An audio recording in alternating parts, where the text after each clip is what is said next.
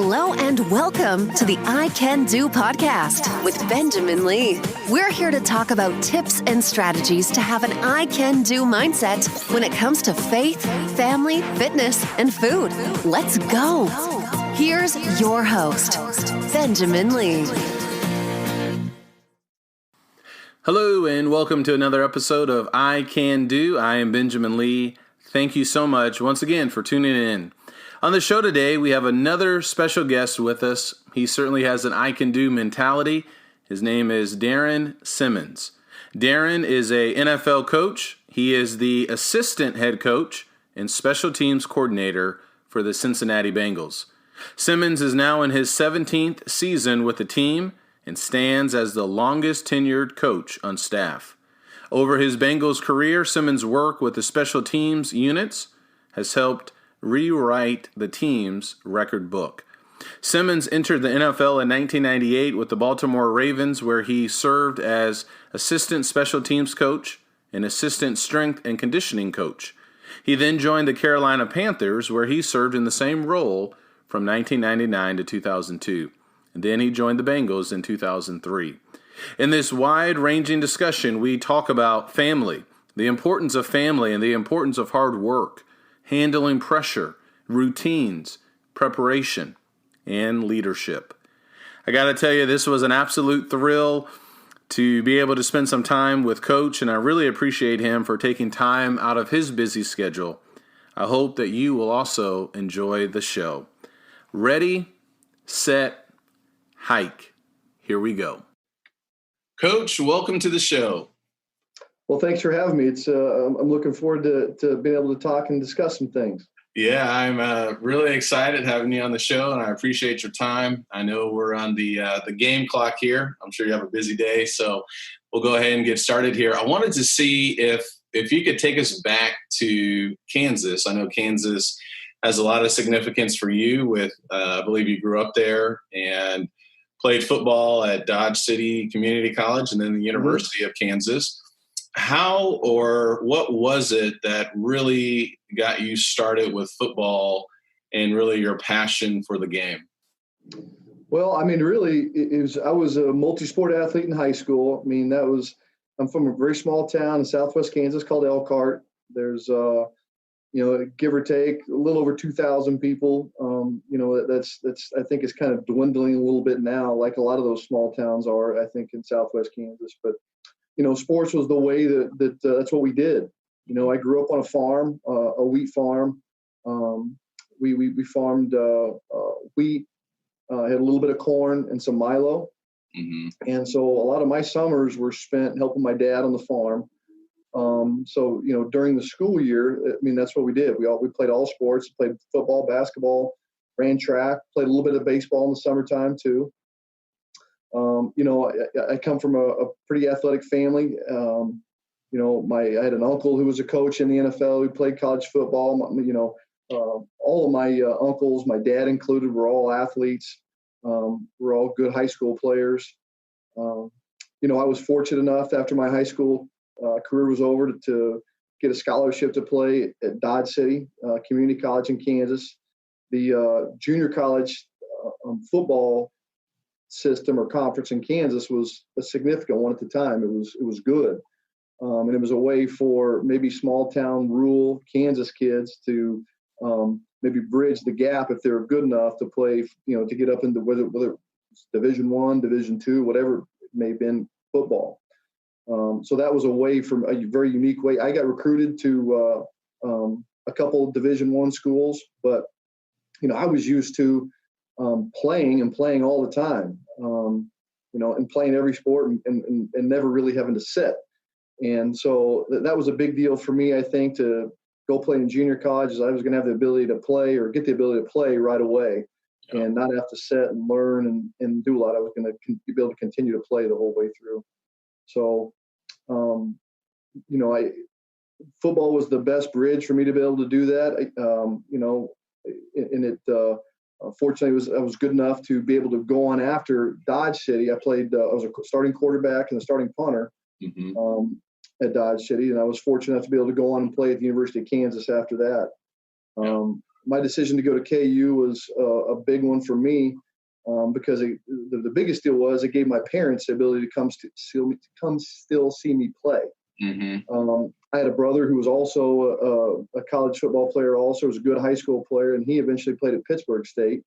Okay. And us being both in state, I don't think my parents ever missed any of our home games, any of our home games. And a lot of times, because we both played on Saturday, my dad would come to my game, my mom would go to my brother's game, and then sometimes they would flip the next week if they both had home games. My dad would go to my brother's game, my mom would come to my game, or whatever it may be. But it was still going to give us the opportunity or my parents the opportunity to come see us play. Yeah. So that was a big deal. That was a big deal for us. Yeah, very nice. I know, today, I know you have children and I have a son. Sports is obviously a very big thing, and I know a lot of people are missing sports. I guess prior to the COVID-19 pandemic, obviously everything was going on as normal. I know there's a lot of pressure at times, I think, for young people with maybe even like individualized sports. And you had mentioned you just kind of played a variety of sports just all throughout the year. Do you have any advice or thoughts with respect to young people or parents when it comes to, just kind of when kids start off playing sports? Should they kind of just do that fast track, or do you think it's better for them to kind of have a broader approach? Well, I think it's a big deal to have a broad approach. I think the parents should push their kids to play as many sports as they can possibly play. Yeah. Go on and not be so centralized. I've seen it happen so many times. Where I live here in Mason is a suburb of Cincinnati. There's such pressure to focus on one sport and to go to all these camps and all these showcase things. But that I really believe, though, that kids need to be as multifaceted as they can possibly be. Lacrosse is a sport that I never grew up around. It's much bigger here in Ohio than it is maybe back home in Kansas or in the Midwest. But it's really become a big sport here in Ohio. And I've got 3 kids. I've got a daughter who's a graduating senior. I have a son who's a freshman, a son who's a 5th grader. Nice. And it's very unique. The summer lacrosse team that my son plays for. It's a good club. It's a good organization. And they were just a recruiting seminar they had via Zoom a couple of weeks ago. And one of their big criteria was whenever you start to make profiles as an underclassman, as you start to make, a recruiting or scouting profiles, is that you put clips of other sports that you play. And you list all the other sports that you play. That was as big a deal as anything. Not just seeing them play lacrosse, but really seeing your athleticism in other sports. Yeah, I would certainly push kids and parents to play as many sports as you can, and let your athleticism and your ability to do other things come through. Not just the sport that you want to focus on, but let your athleticism show in other things that you can do too. Yeah, very good. Yeah, I tried to play some sports in high school. I played a little bit, but didn't get too far. So it sounds like family had a big impact upon you with your uncle and your father, and certainly just looking at your track record and all the things you've been able to accomplish, which is really phenomenal. I know you have a lot of discipline and a good work ethic. Did that really begin working on the farm, or is that just something that was just a part of how your parents raised you? I think it's a combination of both. I mean, I think it was really both. I attribute a lot of that to being on the farm, the demands that our parents put on us, me and my brother both, and really my family in general, what it means to work hard and to try to go accomplish something, and how rewarding that is when you work hard and get something out of it. I think there's no better example of that than what farmers, do. Farmers work their tail off, tilling the land, plowing the land. They plant a crop, and then really you're relying upon Mother Nature to help really raise that crop and give it enough moisture and enough water to grow. And then ultimately it could be destroyed also by weather too, by hail or storms that come through. But in the end, though, how fulfilling it is, though, when you do have a good crop and and how fulfilling that can be, and how much that means. And I think the work ethic that they instilled in us a long time ago has helped attribute to whatever minimal amount of success I've had. I think that's been the backbone of it is there's never going to be anybody that's going to do more or outwork me.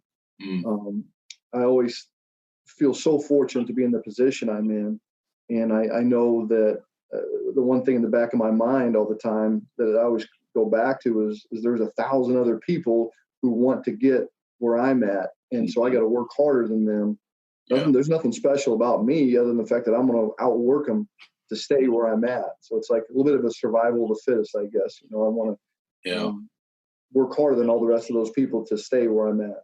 Yeah, no, that's fantastic. I know before we started the show, we were talking a little bit, and you had mentioned you wake up early. I started back in 2016. I went through a physical transformation, and a buddy of mine actually wanted to start working out at 5 o'clock at the gym. I said, man, if I have to wake up at 5 or get to the gym by 5, that means I got to wake up by 4. So we ended up doing that for like a couple of weeks, and then something happened with his job, but I kept doing it. So in 2016, after about 3 weeks, I started feeling better. I felt terrible for the first 3 weeks. But waking up around 4 o'clock back then, and I'm still doing it for the most part. It's not maybe every day, but it really did change my life, where I like to describe it as living 2 days in one. I know you mentioned you wake up early. A couple of thoughts or a couple of questions. Did that start with you on the farm? And what does your daily routine kind of look like now with you waking up early? Well, I don't think it started necessarily when I was on the farm. As a young guy, you try to sleep as much as you can. I think getting early probably started when I got to the NFL, actually. Okay. The guy that I came up under, like my mentor, when I got to the NFL as a special teams coach, was an early morning guy too. And I always wanted to try to do things to help please him or show him how committed I was to doing the job and doing the job right, that I got up and got there at the same time he did. I don't quite get up at 4 o'clock, but my alarm's set for 4:30. Okay. And I usually get out of here I leave each morning about 5:15, which gets me to the office probably a little bit before 6. And you're exactly right. It's amazing how much work you can get done, before everybody else is even out of bed. And I do completely believe that you can achieve so much more because you really are compacting 2 days into one from what the rest of the working force really is. And there's nothing wrong with it, but people have 9 to 5 jobs. I mean, the day's half over by 9 a.m. to me, I feel like sometimes. I know. Yeah. And it's just amazing, especially at the office, or even since this quarantine and this pandemic has really come along. I still get up at the same time. I don't even have to set an alarm. I still get up at the same time. And, I come in here and sit into my office here at the house and do a lot of video work or tape work, if you want to call it that, game film work. And it's amazing how much more work I've got done this off season in comparison to most, because I don't have to drive into the stadium. I mean, it's just all sitting right here in front of me.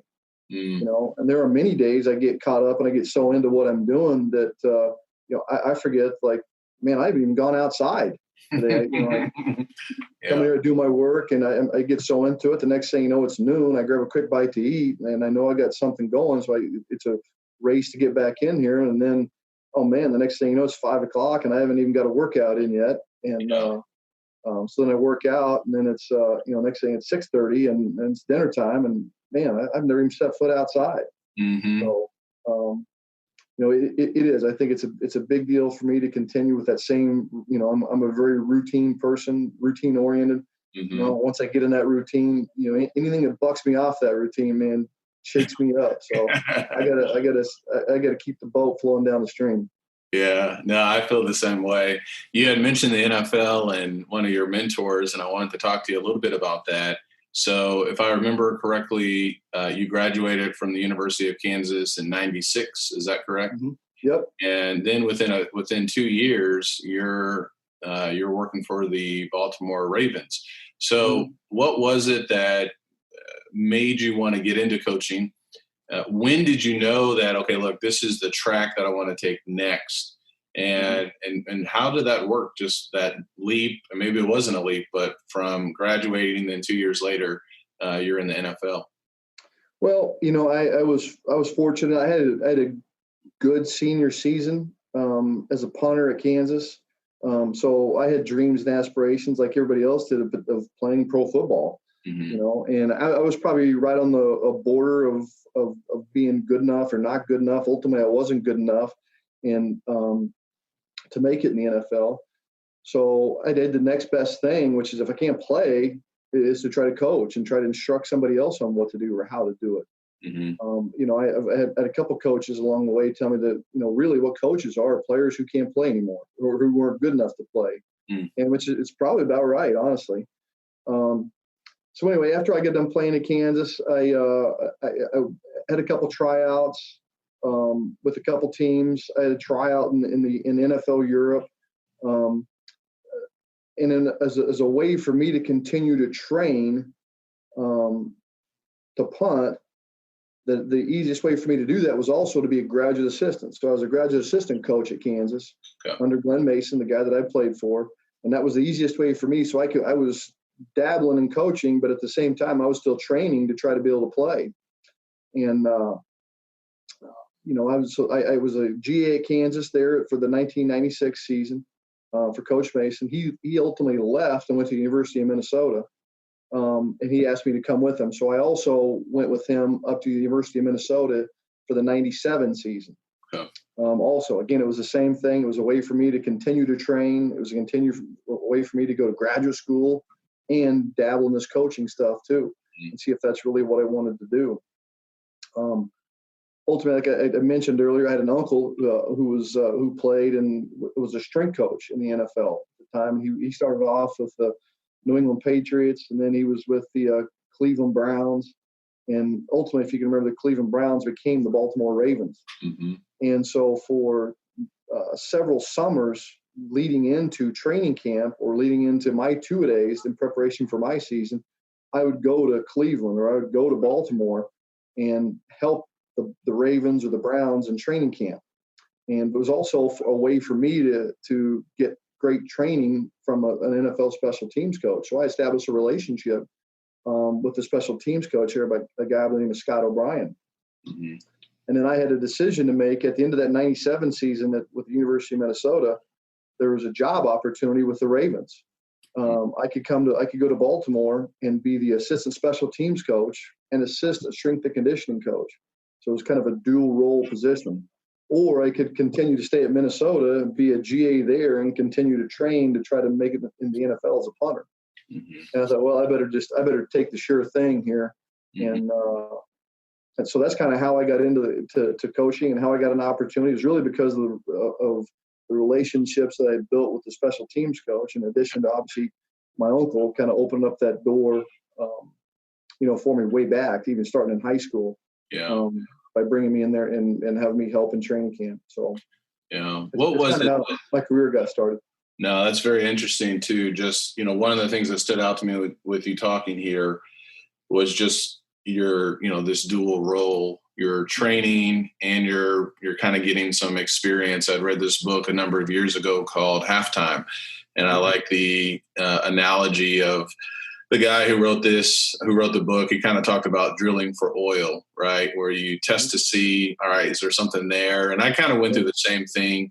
I'm preaching now full time, but back in 2001, I was in pharmaceutical sales. I did that for about 8 years, but I started preaching, or at least I tried to, looking back at some of those sermons. They weren't the best, but I started doing that probably a few years before I made that actual decision. And so just listening to you, that kind of sounds like that same approach where you're giving yourself some options. And this may be off subject a little bit, but I know you have a senior, and I'm thinking a lot about college kids, thinking about some of ours at our congregation.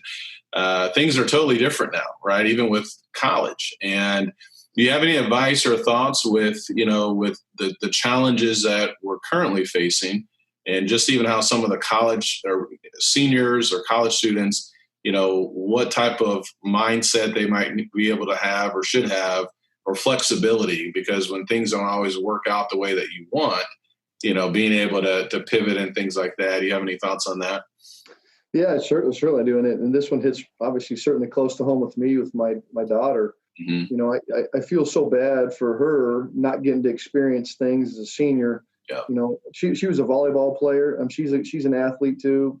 She's actually going to go on and play Division II volleyball at IUP, which is Indiana University of Pennsylvania. It's a little bit northeast of Pittsburgh. So fortunately for her, she's going to get to do that. But she's missed out on her club season, or her club volleyball season. That takes place really from November all the way through, essentially, for a senior, the end of May. But for everybody, all underclassmen, it's through the end of July. And I hate it for her that she's not going to get to finish out her club season with her teammates, her friends. She's missing out on her prom as a senior. She's going to miss out on graduation as a senior. It's unique. She graduates on Sunday. She actually just went about 10 minutes ago to pick up her cap and gown. But I really hate it that she's not going to get to experience that with her friends. And so we've tried to find ways to, it's still very difficult right now because of the uncertainty of being around people. And, in a pretty populated area like we are here in Cincinnati, it's actually been pretty good. I think that our governor has really been out in the forefront of this whole COVID-19 thing. And we had stay-at-home orders. We were one of the first states that didn't go under lockdown. Yeah. I think it's probably helped. Mm-hmm. But the difficult part, I think, is the uncertainty that these kids are facing now. And are they going to be virtual in the fall? Are they going to go on campus in the fall? Are they going to be able to be around things? And I think that's going to be a developing thing. But I do know that one big part that we've tried to really be sensitive to what her mindset is, and really be sensitive to what her needs are, and be super positive with her, because obviously it's an unprecedented thing that we're all going through. It's a difficult time, and it's certainly difficult for them missing out. Mm-hmm. And you and I both remember what it was like to be a senior, and how how rewarding that was to get to walk across the stage and somebody hand you the diploma, and they're not going to get to experience that, and it crushes my gut, man. It hits me right in the heart that she's not going to get that. So we're very sensitive to that. We're going to try to do things as a family. She's going to try to do later on here in several weeks. A big group of her friends are going to have their own little graduation ceremony that they've kind of missed out on. But I think it's just being super sensitive to what their needs are and how they're feeling, what they're going through. And the uncertainty of the fall is a big deal. She doesn't know, are they going to have a volleyball season in the fall this year? Are they going to push it back to the spring? Yeah. I think nobody knows that, and us just trying to be as positive as we can with her about preparing that everything's going to be the same. Yeah. And you just have to adjust if it's not, and just remember that everybody else is in the same boat that we're in. Mm-hmm. It's unique for everyone. Yeah, I know, and I have so many more questions. I know we're short on time, but as a coach, and you're coaching in the NFL, so every week I can only imagine the pressure that you have. So I know that you work extremely hard. That's something that you had mentioned earlier. How do you go about navigating, I guess, the obstacles that come along? You can have, I know some coaches will write out the first 15 plays for the game, and sometimes that can just go right up in the air depending on what happens in a game. And I'm just kind of thinking, how do you go about handling that pressure? You seem very calm now. Do you have a switch that turns on Sunday at 11 o'clock or 12 o'clock? Walk us through that with that kind of pressure, internalizing that pressure, pivoting, making those adjustments. Because I think there's some similarities, obviously, with what we're experiencing right now. It's if you ask my players, I'm sure the players would say I'm very intense. Whether it's on Sundays or whether it's on a Wednesday. Yeah.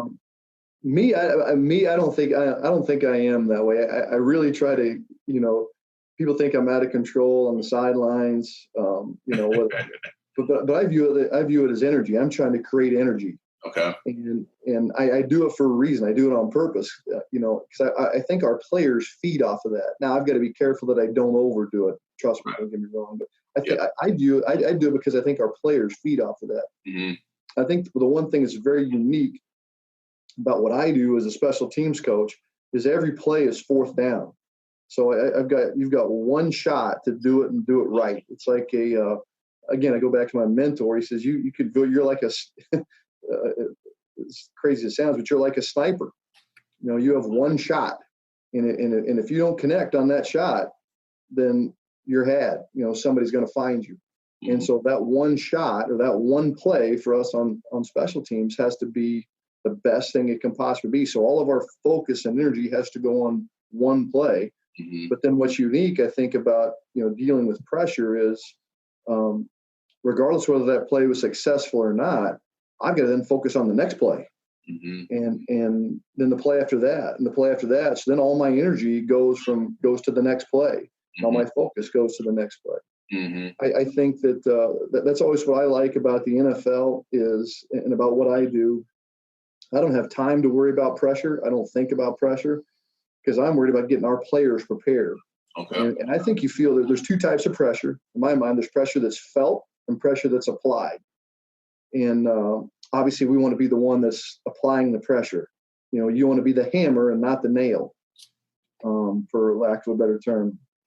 But I think confidence that you gain, I think you feel pressure when you're not prepared for something. Gotcha. We've all gone through, in school when you go to a test and when you haven't prepared well enough and you're getting ready to take that test, you're nervous. You're nervous because you don't know what to expect. Mm-hmm. You don't know what's coming. You don't know how well you're going to do.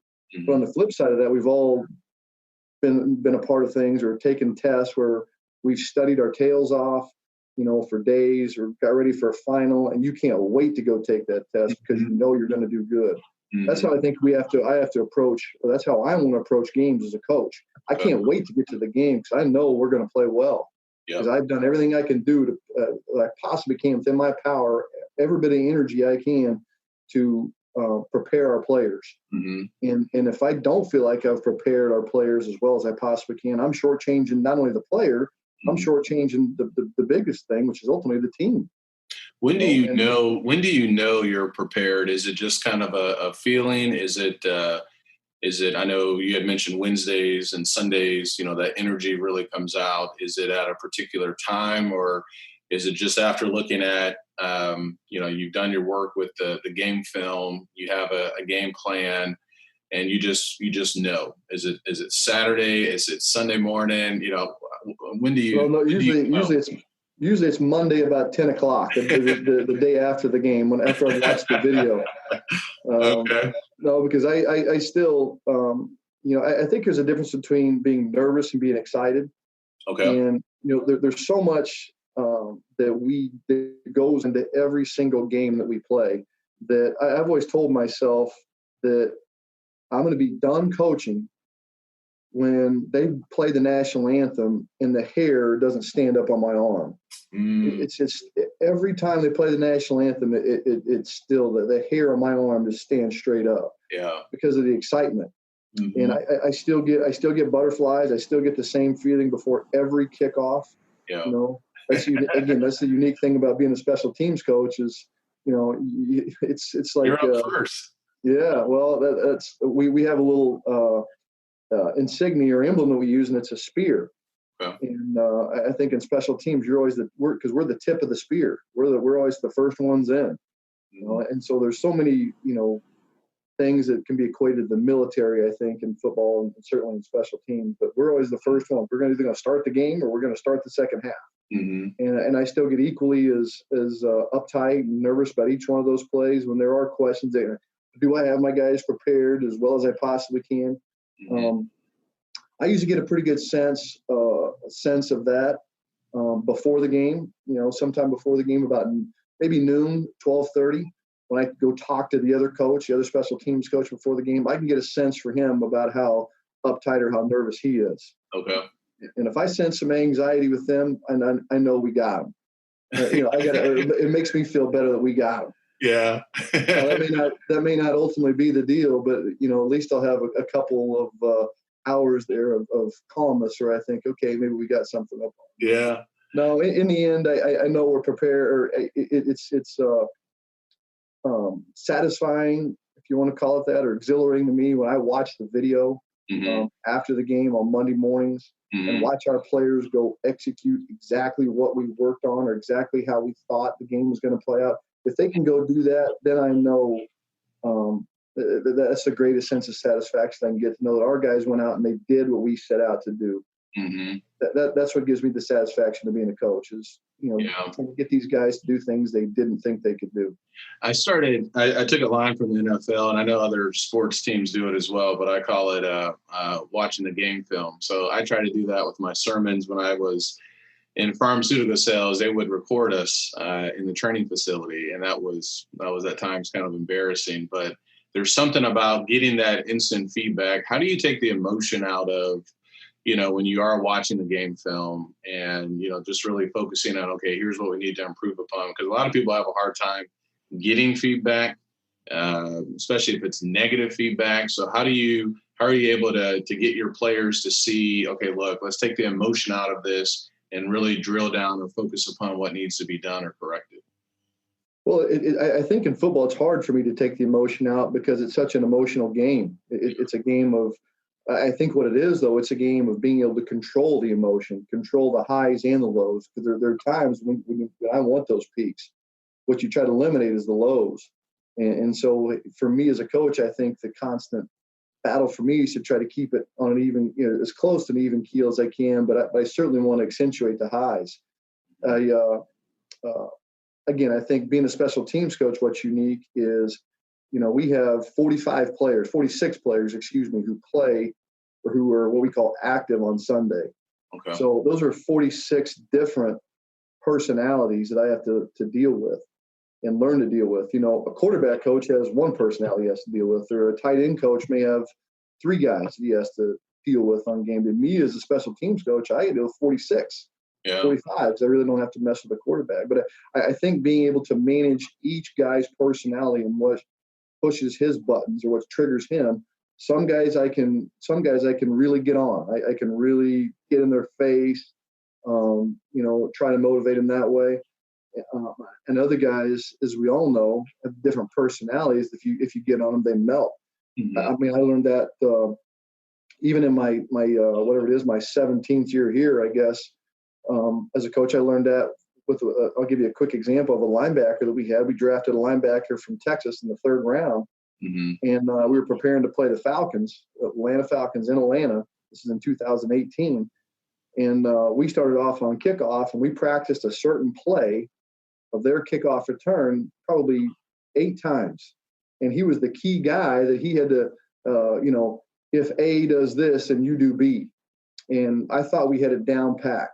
And I thought he did, certainly, because we practiced it so much. It was a big play for him. And we go to the opening kickoff, and they did exactly what we anticipated to do, and he did exactly what he wasn't supposed to do. He did exactly the opposite thing. So, it was just, I was floored that how can you make that mistake?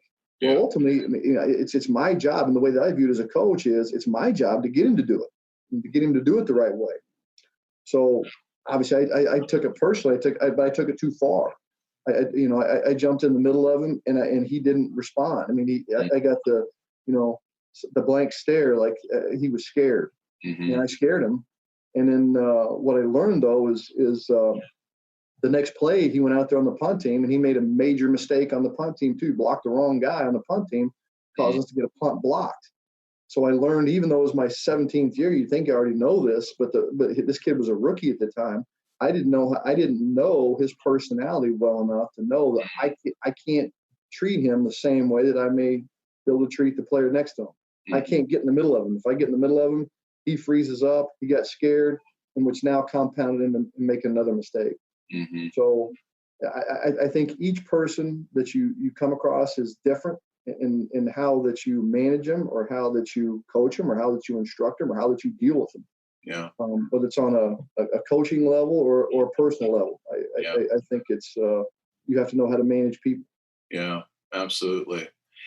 Well, this has been really good. I want to be respectful of your time. The 30 minutes has gone by fast.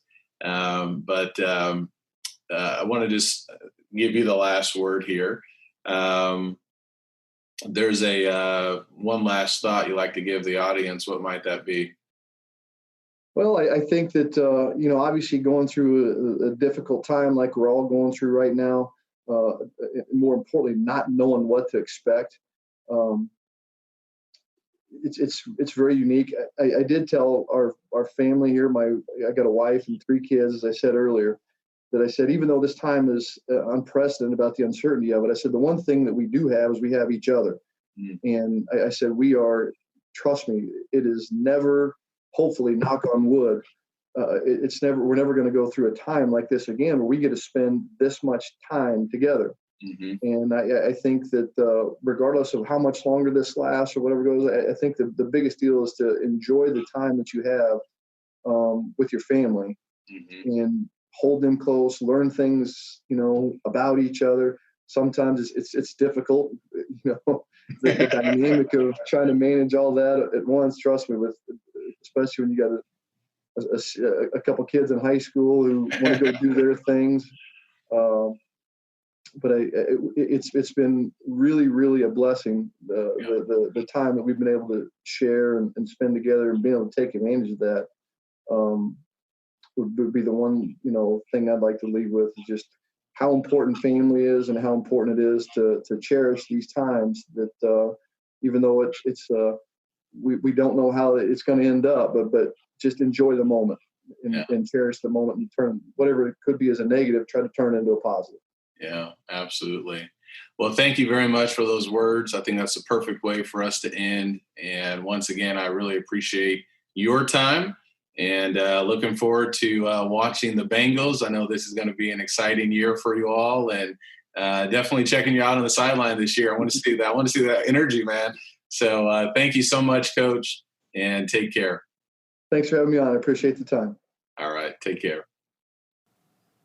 I hope you enjoyed the show. Once again, I had a great time being able to spend talking to Coach and learning a great deal. Be sure to subscribe to my podcast. I would greatly appreciate it. And be sure to check out my website, benjaminlee.blog. If you're looking for some motivation, I believe you'll be able to find it there, where I talk a lot about faith, family, fitness, and food. You'll also be able to find all of my podcast episodes there and more. And remember, I can do, and so can you.